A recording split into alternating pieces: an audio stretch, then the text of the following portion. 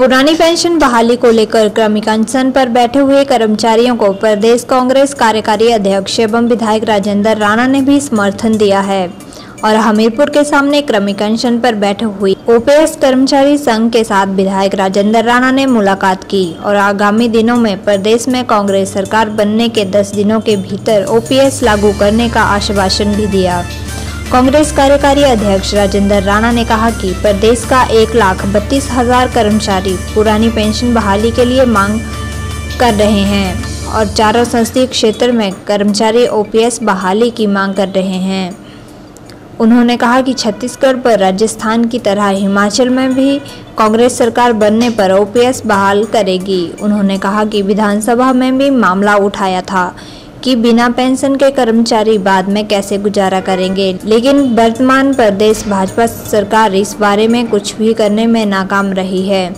राजेंद्र राणा ने कहा कि बीजेपी को आजकल सपना में भी राहुल गांधी ही नजर आता है और आजकल भारत जोड़ो यात्रा से भी बीजेपी को समस्या हो रही है। उन्होंने कहा कि महंगाई बेरोजगारी को मुक्त करने के लिए केंद्र सरकार को काम करना चाहिए, लेकिन आज इस समय अग्निवीर से पेंशन के रास्ते भी बंद किए हैं। उन्होंने कहा कि 24 सितंबर को पीएम हिमाचल आ रहे हैं, जिसका कांग्रेस स्वागत करती है, लेकिन युवाओं के साथ पीएम मोदी ने धोखा किया है। राणा ने कहा कि बीजेपी आज के समय में राष्ट्र को बांटने का काम करने में जुटी हुई है। उन्होंने कहा कि हिमाचल में कांग्रेस पूरी तरह से चुनाव लड़ने के लिए तैयार बैठी है और उपचुनावों की तरह विधानसभा चुनावों में भी जनता बीजेपी को जवाब देगी। प्रदेश में ईडी के छापेमारी होने के मामलों पर राजेंद्र राणा ने कहा कि सीबीआई और ईडी भाजपा का बिग बन चुका है और महिला मोर्चा युवा मोर्चा की तरह दोनों विभाग काम कर रहे हैं। उन्होंने कहा कि ईडी सीबीआई के डर से जो व्यक्ति भाजपा ज्वाइन कर लेता है उसके सारे मामले माफ किए जा रहे हैं।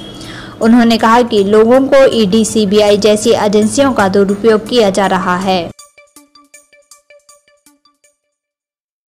देखिए, हिमाचल प्रदेश का 1,32,000 एम्प्लॉइज़ हैं जो कि न्यू पेंशन स्कीम में आते हैं, ओल्ड पेंशन स्कीम की डिमांड कर रहे हैं और हिमाचल प्रदेश के चारों पार्लियामेंट हेडक्वार्टर पे प्रदेश के कर्मचारी जो कि ओपीएस की मांग कर रहे हैं वो अनिश्चितकालीन हड़ताल पे 1 सितंबर से बैठे हैं।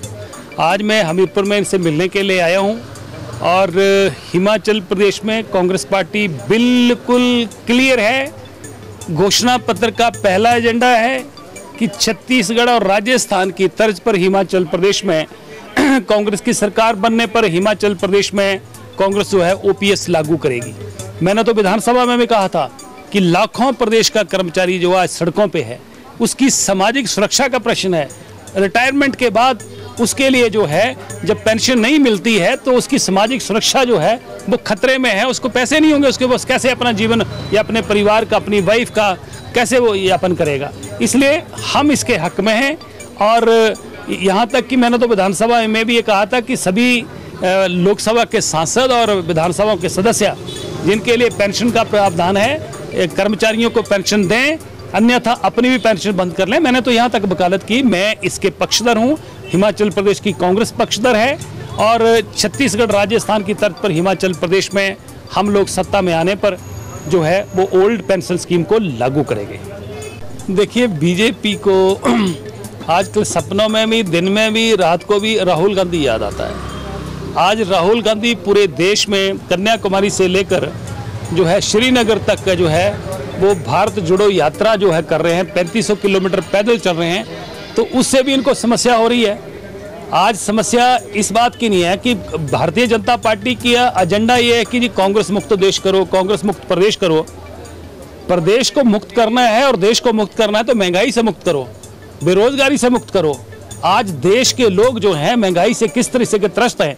आज हिमाचल प्रदेश में, पूरे देश में जो नौजवान देश की सेवा में आर्मी में जाते थे और आर्मी में उनके लिए पेंशन मिलती थी, वो 15 से 35 साल की सर्विस करते थे, आज उन्होंने उन नौजवानों के रास्ते बंद कर दिए। आज नौजवान निराश है।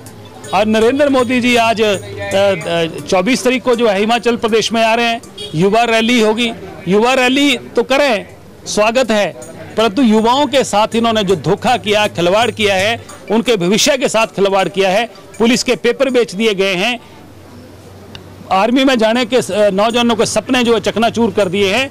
उसका जवाब क्यों नहीं देते हैं? आज भारतीय जनता पार्टी से पूछते हैं कि महंगाई पे आप क्यों नहीं बोल रहे? 400 रुपए वाला सिलेंडर आज 1200 रुपए में हो गया। आप कड़वे तेल की बोतल 70 रुपए में मिलती थी, आज 210 रुपए में मिल रही है। उस पर तो कोई चर्चा करते नहीं है। महंगाई के अलावा बेरोजगारी पे जो बहुत बड़ी एक विकराल रूप धारण कर लिया, उस पर कोई चर्चा करते नहीं है।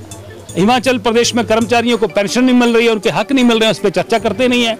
विकास थम गया है, प्रदेश कर्जे में डूब रहा है। डबल इंजन की सरकार जो है वो उसका दोनों इंजन जो हाफ चुके हैं, उस पर कोई चर्चा नहीं करते हैं। सिर्फ वोट लेने की, लोगों को धर्म मजहब के नाम पर बांटने की, देश को हिंदुस्तान और पाकिस्तान की बात करके लोगों को राष्ट्रवाद के नाम पर बगराने की बात के अलावा इनका कोई एजेंडा नहीं है। देश की अर्थव्यवस्था पूरी तरह डूब चुकी है, उस पर कोई चर्चा नहीं है। इसलिए आज देश का हर तबका जो है इस पार्टी से, इस सरकार से जो है इस वक्त जो है परेशान है। और हिमाचल प्रदेश में आने वाले दिनों में कांग्रेस पूरी तरह जो है चुनाव लड़ने के लिए तैयार बैठी है। हमारी तरफ से 15 दिन 20 दिन के अंदर चुनाव करा दें।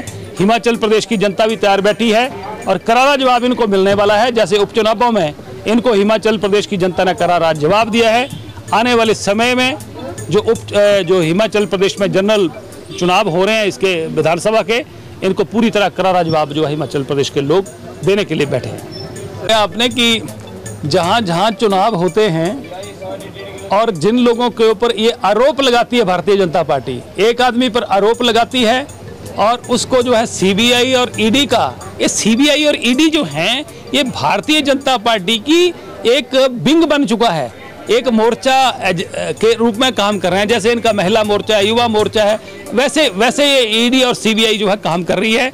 और जैसे ही वो व्यक्ति भारतीय जनता पार्टी में शामिल हो जाता है ईडी और सीबीआई के डर से, तो उसके जो सारे पाप है धुल जाते हैं, उसके सारा जो करप्शन के चार्जेस हैं वो खत्म हो जाते हैं, वो गंगा में डुबकी लगाते हैं और वो शुद्ध हो जाता है।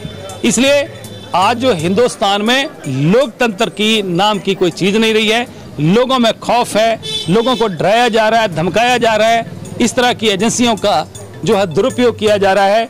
मुझे लगता है कि हिंदुस्तान की जनता को लोकतंत्र को बहाल करने के लिए ऐसी ताकतों को बाहर का रास्ता दिखाना चाहिए।